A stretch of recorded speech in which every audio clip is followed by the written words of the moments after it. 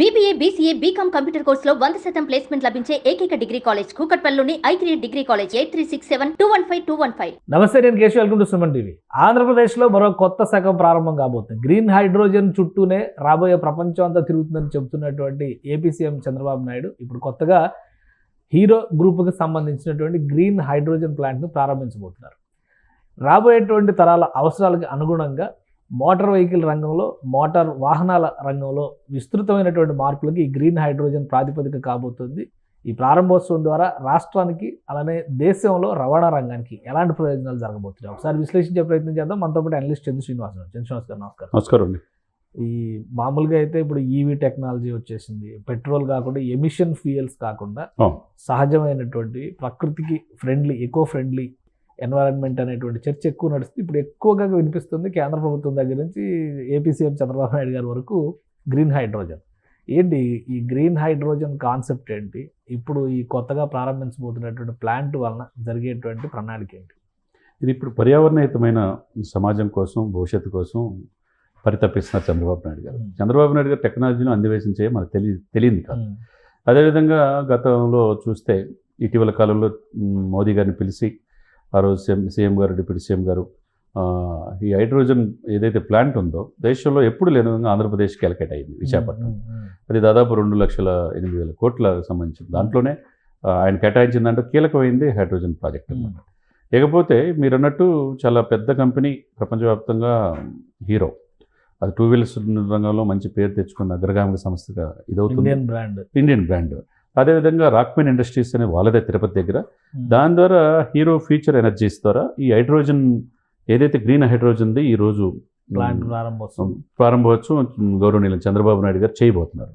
ఇది ఒక నవశకానికి నాంది పలికినట్టుగా మనం చూడాలి. ఎందుకంటే పర్యావరణానికి ఇబ్బంది లేకుండా మీరు అన్నట్టు రెన్యూబుల్ ఎనర్జీ, సోలారు ఇవే ఎక్కువగా జనరేట్ చేసుకోవాల్సిన అవసరం. దాని ద్వారా మన ఈ మధ్య మనం చూసాం గ్రీన్ కో ద్వారా కూడా 3 రకాలుగా విద్యుత్తుని ఇచ్చేసుకోవడం, గ్రీన్ అమోనియా, గ్రీన్ నైట్రోజన్, ఇవన్నీ కూడా అది డిప్యూటీ సీఎం గారు పవన్ కళ్యాణ్ గారు కూడా వెళ్ళింది మనం చూసాం. ఇటువంటి ప్రపంచంలో అంటే సౌత్ ఇండియాలో లేదది.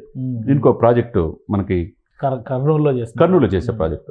ఒకవైపు రాయలసీమలో దాని ద్వారా అన్ని రకాల విద్యుత్ మనకు వస్తుంది.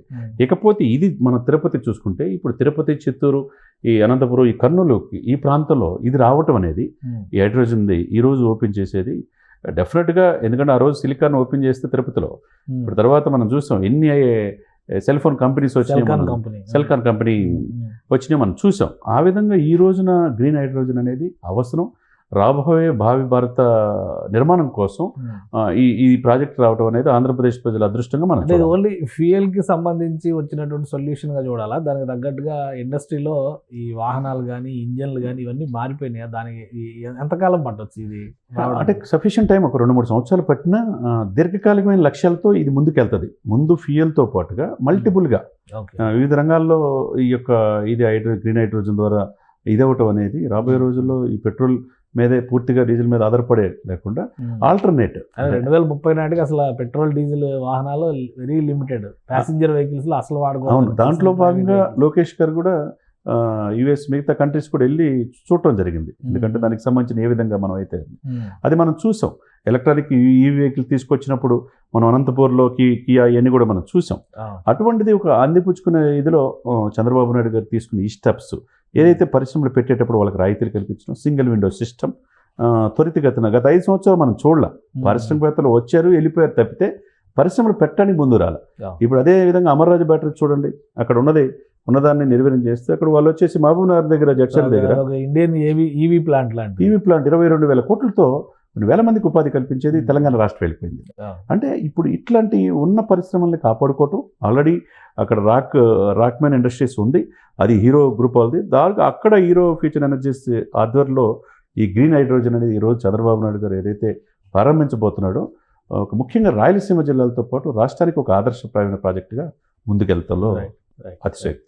థ్యాంక్ యూ చంద్రశేఖర్ గారు. ఇది ఫ్యూచర్ ఎనర్జీస్ పైన దృష్టి పెట్టిన ఏపీ సీఎం చంద్రబాబు నాయుడు దానికి తగ్గట్టుగానే ఇండస్ట్రియల్ సెక్టార్ను కూడా ప్రిపేర్ చేస్తున్నారు. ఈ క్రమంలో హీరో గ్రూప్ మొదటి అడుగు వేసింది. అక్కడ ఉన్నటువంటి ప్లాంట్కి అనుగుణంగా, రాయలసీమలో చిత్తూరు జిల్లాలో ఉన్నటువంటి ప్లాంట్కి అనుగుణంగా ఒక గ్రీన్ హైడ్రోజన్ మిషన్ని ప్రారంభిస్తుంది.